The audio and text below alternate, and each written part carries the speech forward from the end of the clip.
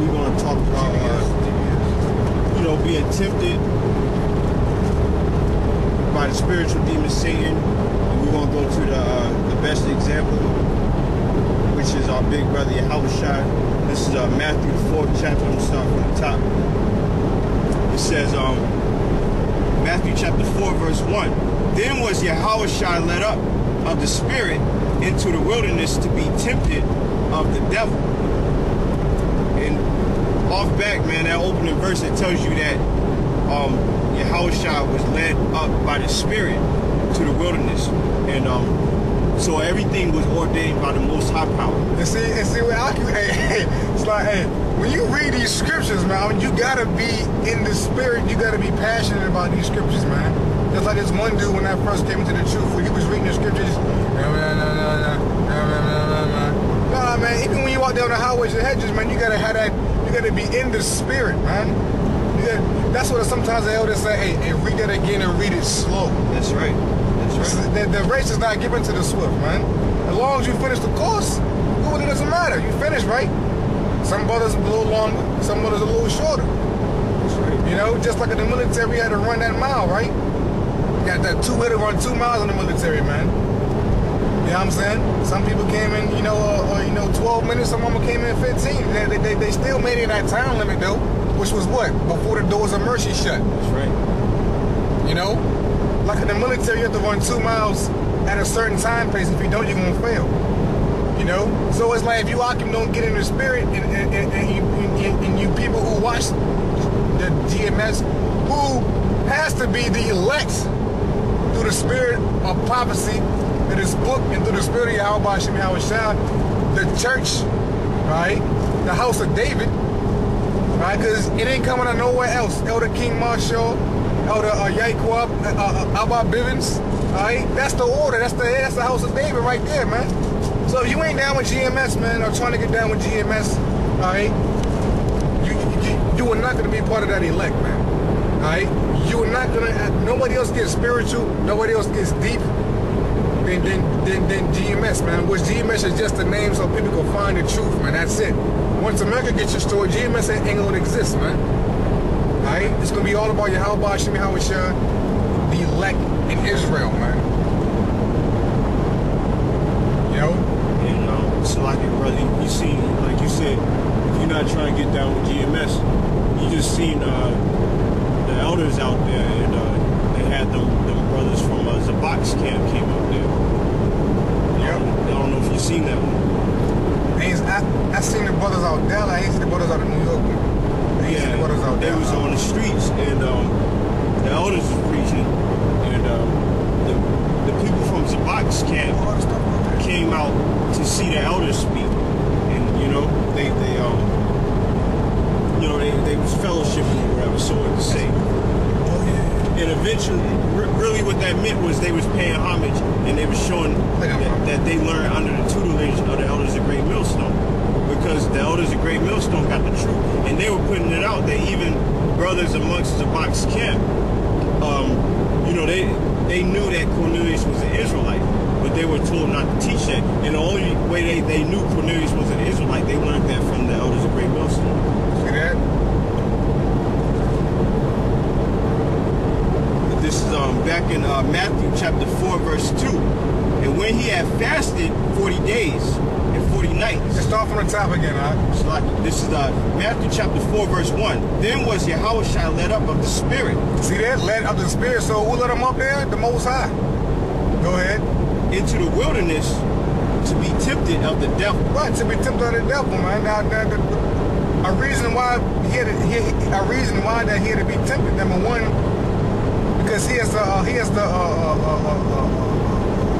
the scripture says before honor and humility, man. So he had to go through all those things. Number one, that was number one. Number two, another reason he did it is for the elect.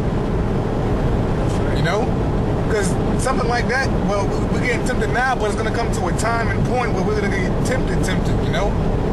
Of course, that tempting moment is going to be when that chip comes, you know? But on a spiritual level, you know, them demons be fucking with you and shit, you know? Go ahead, Al. It says, verse 2, And when he had fasted 40 days and 40 nights, he was afterward and hungry. And when the tempter came to him, he said, if thou be the Son of the Most High, command that these stones be made bread. Right, because he was on a fast for 40 days, man. So, you know, Satan comes and gets you at your weakest point. Like, when we use curses, we're weak. First of all, what are the curses? Number two, we got these fleshly bodies, these weak bodies, man, these chains of darkness, you know? So, throughout this, so from the time it comes to this truth all the way to the end, you're supposed to be subject under Yahweh how we shout through this word, man, you know? And sometimes we go through, like, fasting is something that we, you know, it's a tool. It helps out. It disciplines you, person. You know what I'm saying? You know. So Yahweh Shah was on this fast at a weak moment. Number one, he had to come down here and go through things. He already knew what time it was. You know. He already knew what time it was, and now he got Satan in the wilderness tempting him on this fast at a low point. All right, go ahead, Salaki, I don't want to get off subject. Go ahead. Just because Satan asked him, asked him, if you're the Son of God, then, you know, make these stones into bread. Which that shows that Satan knew the spiritual power that Yahushua had. He didn't ask him to do something that he couldn't do. Exactly, exactly, because he knew that he was capable of doing that. Just like he turned the water into wine. Exactly. And that's that spiritual power. That's a whole nother subject. This is all right.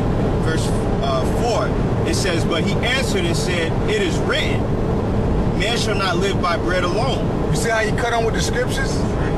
You gotta cut on with the word, man. That's how you cut. That's how you battle these demons with the word, man. You know, them demons might come to you like me and the brothers were speaking. I be at work and them demons be fucking with me, man. You know, so I gotta learn. You gotta stay in the word to learn how to battle these demons, man. Because this is why it's not the word of sword. That's right. So you need to learn how to use this sword, man. So when these demons come up, even on the highways and hedges, man, when people come up there and talk that shit, you need to learn how to cut them, man. That's right. Get them out of there. Just like, because I'm gonna talk about that later on in one of my lessons called the Battlefield Part 2. This is a sword. When you walk down the highways and hedges, that's the battlefield, man. When we went to war back then with them nations, we weren't trying to fight all goddamn day. We were trying to cut them and cut their head off and cut their head off and go to the next guy. You know? That's right. I slice his head off here, break this one guy arm off here, this motherfucker might swing, I throw his ass with an uppercut or some shit, clip another nigga, slice his fucking back open or some shit, you know? Kill him and keep him moving, because why? Those demons and enemies are gonna keep coming. So the fastest way to do it is to hit him with a one-hitter quitter.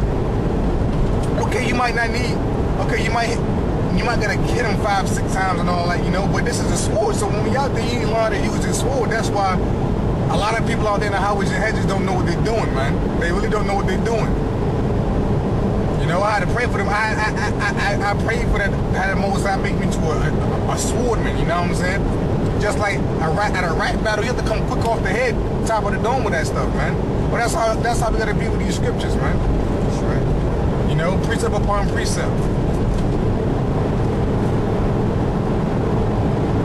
So back in Matthew chapter 4, verse 4, it says, but he answered and said, it is written, man shall not live by bread alone, but by every word that proceedeth out of the mouth of the Most High. That's right. So back exactly what the brother said, you gotta cut him with the scripture. Like Yahushua, because it was written, meaning it was written in the law, in the scriptures. And he said that man must live off of every word. Where are you gonna find every word from the Most High? In the scriptures, in the Bible. So that's why you gotta use the scriptures to cut the demons, man. And back to what Satan asked Yahushua to do. Satan knows what you're capable of doing. He doesn't ask you something that you're not capable of doing. You know what I mean?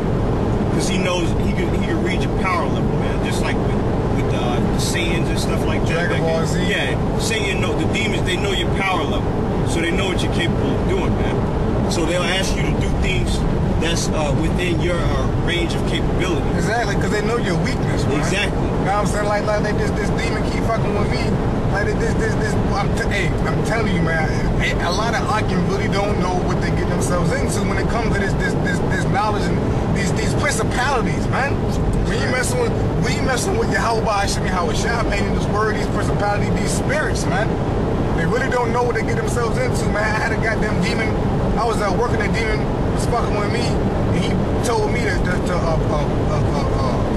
basically he was like, curse the Most High, and I'll give you everything you get. I'll give you everything you want, so to speak. You know, just like we Yahweh Shah going through. Right, his demon came with some shit. I had to cut him. You know, but it was just crazy when I heard that shit. I'm like, you know, I ain't bug out. I'm like, did this motherfucker just come in with this bullshit? Sure. You know, when them demons come, man, I do what else so hard to, man. First of all, we cut them, but we rebuke them. We will rebuke him in the name of Yahweh Hashem Yahweh Shah, and then after we rebuke him, we talk shit to him. Come up here, come in my body, come up here talking that madness, man. And you know what? Once again, the demon tells you to curse Yahweh Hashem Yahweh Shah. The demon knows that you're a servant of the Most High. He knows that you're working for the Most High. You know, that's because he's going to tell you to go against the Most High, and then it's coming in the name too. That's right. You know, the demons know the name. That's in the scripture. They know. And they know in the book in the Acts. They know the name. That's right. They know the name, man. You don't think that the angels call or talk to the Most High, man? Matter of fact, a good example of that they know the name is Kings. What is it? 1922 when he had the multitude in his left hand and the right hand. Oh, that's right. And he sent that lying spirit, but they were all there. they were all there at the same time, man. They know, just like the Rothschilds know. The elites know. That's why they hit the name. They know the name, but they don't speak the name. Why? Because they're not worthy of the name. All right? They're wicked as hell. It's dreadful. Exactly. It's dreadful. Malachi 1:14, their name is dreadful among the heathen, man. They know, but when they see the name in the Lashon Kadash or the Assyrian or Aramaic dialect or language, they try to hide it. That's right. That's why they already brought out that one piece of information called the Moabite stone, which if you brothers have a Zondervan, it talks about it up in there, you know. But you see the name of the Most High in there, man. They know the name, man, but they hide the name. They go out the name is power. That's why in the book of Acts it says the priest asks, by what name or what power have you done this? That's right. They know that name is power, man. And then they told them to stop preaching in that name. In that name, man. And that's, and you know what, we telling you the same thing that the elders taught us through the spirit of Yahweh Hashem Yahweh Shah. And we're all on one accord, and that's how you know that you got brothers is taking heed to what the elders are saying, because we all speaking the same music. We're all speaking the same language, so to say. There's no division, no schisms, you know?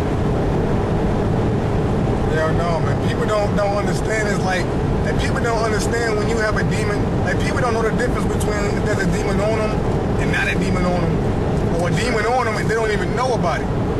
You know, because they think it's just them doing that act.